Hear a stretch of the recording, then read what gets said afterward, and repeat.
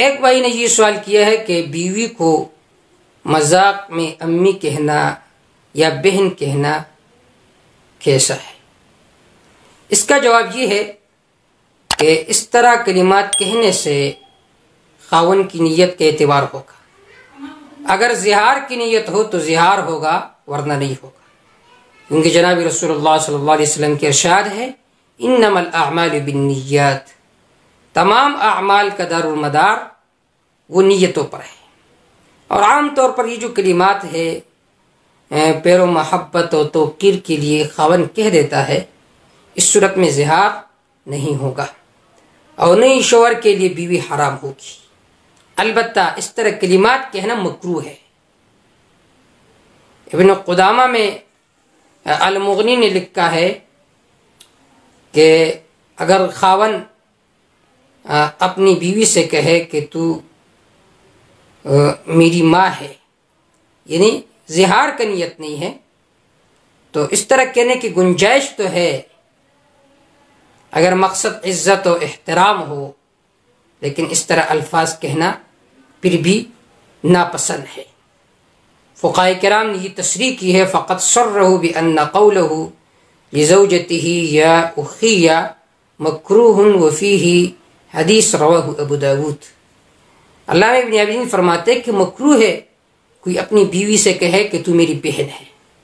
اس میں روایت یہ ہے ان رسول اللہ صلی اللہ علیہ وسلم سمع رجلا یقول لامرأته یا اخی فکرہ ذلک، کہ آپ صلی اللہ علیہ وسلم نے ایک آدمی کو سنا جو اپنی بیوی سے کہتا تھا یا اخی میری بہن. آپ صلی اللہ علیہ وسلم نے اس کو ناپسند سمجھا. تو اس سے معلوم ہوا اس طرح کلمات کہنے سے احتراز کرنا چاہیے، اگرچہ آپ کا مقصد عزت و احترام کیوں نہ ہو.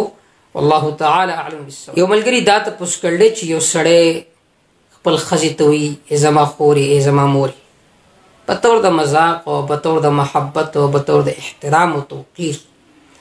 آیا د دې وجې نه د دا ښځه په ده باندې حرامېږي که نه؟ نو جواب دا دی په داسې قسم الفاظو کې د نیت اعتبار وي، ځکه حدیث پاک کی راځي انما الاعمال بالنیات، د تمام اعمالو دارالمدار دا په نیت باندې دی. نو که مقصد توقیر وي د محبت اظهار وي نو گنجائش دی او دا ښځه پې حرامه نه ده.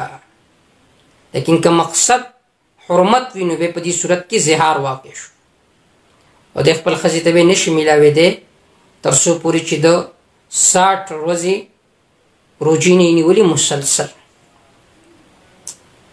لیکن داسې قسم الفاظ عام طور باندې بطور د محبت خلک استعمالي، لہذا دې الفاظو کې د نیت اعتبار ہوگا. کہ نیت د زہار وي نو زہار بھی، کہ نہیں نو دا قسم الفاظ ویل مکروه دي، لیکن د دې وجې نه دا ښځه په ده باندې نه حرامېږي. علامہ ابن عابدین الشامی رحم الله ذکر کړی دي فقط صرح بأن قوله لزوجته یا اخی مکروه، چې سړی خپل ښځې ته یا اخی زما خور، دا قسم الفاظ ویل مکروه دي.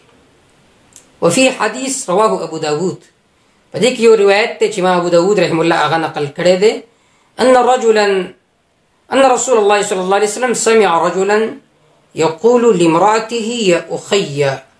آپ صلی اللہ علیہ وسلم یو سړی ولیدو چې خپل ښځې ته وي یا اخی ای زما خور.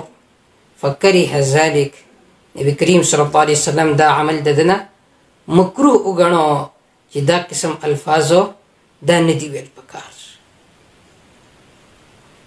نو د داسې قسم الفاظو نه چې هغه مشتبه وي او د ډېرو معنو احتمال وي پکې، نو ځان ترې ساتل پکار دي. والله تعالی اعلم بالصواب.